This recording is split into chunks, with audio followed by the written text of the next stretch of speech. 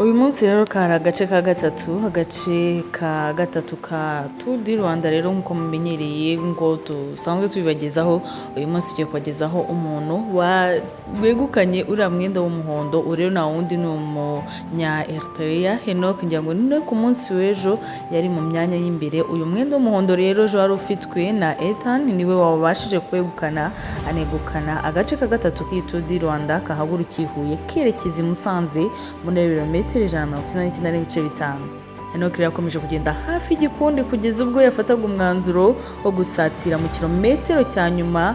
Yageze Musanze amaze gukoresha amasaha 5 n'iminota 13 ndetse n'amasegonda 37 aho yangagije ibihe na William Junior wo muri Quick, aho uriya Ethan n'ubundi akinira muri iriya kipe rwose ya Ethan, kugira ngo n'uyu ni William Junior nawe niyakiniramo. Aho rero umunya Ukraine Anatoly yahasesekaye nyuma y'amasegonda 2 akurikirwa n'umunya Espagne Victor de la parte wa Total Energies. Naho iyi Total Energies ngira ngo ni team iri kugenda yigaragaza neza cyane. Hanyuma rero hano umuhoza Eric ngira ngo akina muri back aid, no ku munsi w'ejo rwose ari mu Banyarwanda bari imbere.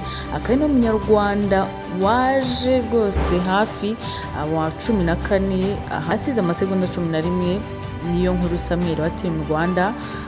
Nawe rero asigwaho umunota umwe n'amanota 15 ku mwanya wa 28, aho Nsengimana Jean Bosco wegukanye amanota menshi mu kuzamuka imisozi kuri uyu wa kabiri tariki 21 Gashyantare yasoreje ku mwanya wa 34, aho yasizwe iminota 3 n'amasegonda 51. Uyu Jean Bosco rero yahazamutse ku buryo butangaje cyane, kuko niwe muntu wegukanye amanota menshi ko nayimaze kwibabwira. Hanyuma rero ushobora kwibaza uti se Ethan wamaze iminsi 2 yatwaye etape ya mbere, atwaye n'iya kabiri, kuri uyu munsi byagenze bite, ari kuhe mwanya? Rero Ethan wari wambaye umwambaro w'umuhondo yabaye wa 61, aho yasizwe iminota 17 n'amasegonda 31, mu gihe Chris wa wundi w'ejo nawe rero yabaye wa 22, aho yasizwe amasegonda 38.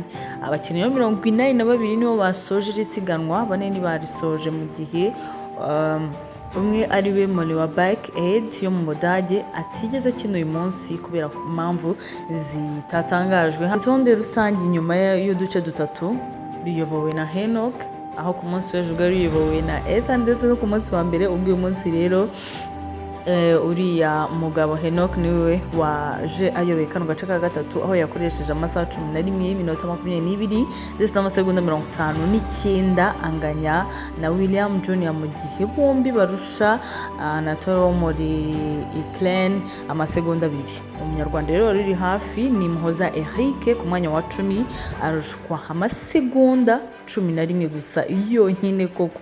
Hanyuma rero iyi Tour du Rwanda 2023 izakomeza ku munsi w'ejo, aho azaba ari ku munsi wa 4 tariki ya 22 Gashyantare, ahazakinwa gace ka 4 gazahagurukira i Musanze kerekeza i Karongi ku ntera ibirometero 138 n'ibice bitatu. Ngayo nguko rero aho ku munsi w'ejo tureba undi uzegukana agace ka 4, cyangwa se nimba ari Enoch uzakomeza kukegukana, cyangwa se Ethan, cyangwa se Muhoza Eric aribo bazaza imbere, cyangwa se abandi bari bose bari abakinnyi bose. Tuzaba tureba uzaza imbere uzegukana kano gace ka 4, ndetse babwira ko tuzakomeza tubagezaho ko bizaba byifashe gake. Ngira ngo Tour du Rwanda ntago yoroshye, birakomeye cyane. Nahoze mbireba kare, buryo kubera live biba bishimishije, aho ubona umuntu yazamutse ari uwa mbere akaza kugera final ari uwa nyuma, ariko nyine byose ni amahirwe. Ngira ngo tuzakomeza tubikurikirana. Murakoze cyane, murabizi ko mbakunda kandi mbifuriza ibyiza gusa.